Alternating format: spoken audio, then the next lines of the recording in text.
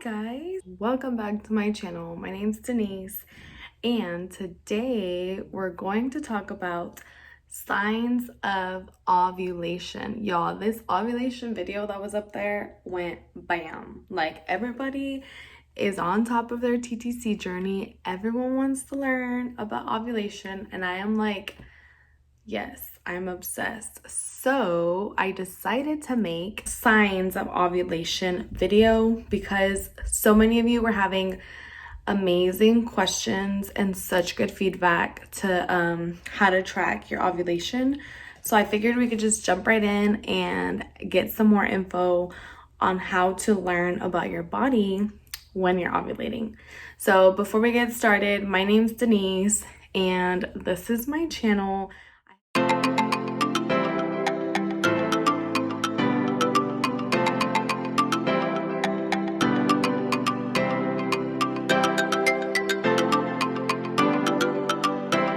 I have been MIA for some months because we lived in Germany. We're a military family and we were stationed in Germany. Now we are back in America and you will be getting a lot of catch-up videos from our movers, when we moved out, when we left, and all the in-betweens. So don't worry, I'll catch you up. But for now, I need to make my TTC videos because I love that. That's my passion. And I love being able to build a community that just thrives on having someone else going through the same situation as they are. So first and foremost, the very, very, very most important part of this is what is ovulation. So most of us know what ovulation is, but if you don't, it's whenever your ovary releases a mature egg and then it travels down, and then it makes it to your uterus and then it flushes out during your menstrual cycle. Cool. So now that we're on the same page, we, as in women that are struggling with PCOS, your body actually does not ovulate. And there's different reasons for this. So I'm gonna give a general overview on ovulation as a whole, not like PCOS or anything like that. So let's pretend in this miracle world that us PCOS ladies are taking our prenatals, taking our Vitex, and taking our fertility tea, and we're ovulating. These are going to be the signs to look out for to know that you are ovulating. So a really, really big problem, I guess, that I realize a lot of people come across is getting an app and your app telling you that you're ovulating on this day, but your body's telling you that you're ovulating on this day. So I think it's really important that you find out the signs and symptoms of your body and then put two and two together so you can make a beautiful baby. So when do you ovulate? You usually ovulate between the second week of your cycle, the day 14th of a regular 28-day cycle. That would be like textbook perfect. Everyone's on the same page. Everything is perfect about your body. So if that's you, oh my gosh, that's amazing. But most of the time, that's not the case with every woman. Everyone ovulates at their own pace, and that also differs on when you do get your menstrual cycle. So if you're kind of like some days, like a couple days off and stuff like that, then obviously that's gonna just kind of fluctuate within your months and within your body type. Now we can actually get started with the signs. So the first number one sign is CM, cervical mucus. That's like the given, like, let's pretend you don't have any ovulation kits and you don't really want to invest in them. You just kind of want to know your body as you are experiencing these symptoms. So your cervical mucus is going to be your like answer key to this. For the most part, if you are ovulating, you're going to be fertile and you're going to have egg white consistency.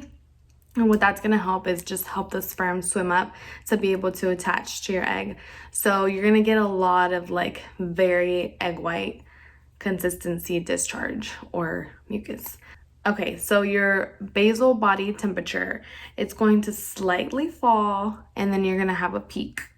And then when you have that peak, that means you have already ovulated. That means you ovulated, you're done for the month, and you got to keep going or wait your 2 weeks. So I personally have never tracked the basal body temperature, but I can tell when I have had a peak and my body's kind of acting weird and I'm like super hot and I feel like I'm about to start, but it's just that I had just ovulated, if that makes sense. Okay, number 3, your cervix softens up and opens up. So that's a big one as well, but you will only find out is if you're actually tracking and checking for yourself, which means like you literally have to check yourself. So if you're not checking that and if you don't really know what to look out for, then it can be really confusing to kind of just be like, what's the texture, what's the firmness. There's I believe 3 different types of firmness that your cervix can be, and when you're ovulating, it's very, very soft. A couple last ones is libido skyrocket, like bam, who am I?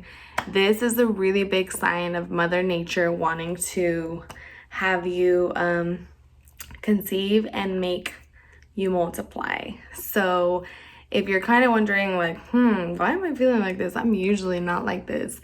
That's a really good sign that you're ovulating. A really, really big one is cramping. If you're anything like me, my cramping during my ovulation is like, whoa. It is huge. It's almost like menstrual cramping, but it's not obviously your menstrual cycle. It's more like you're ovulating. So for me, I feel it directly on one of my ovaries, and it's like I have to limp over and like I'm like, oh, I'm about to ovulate, or oh, I'm like ovulating right now.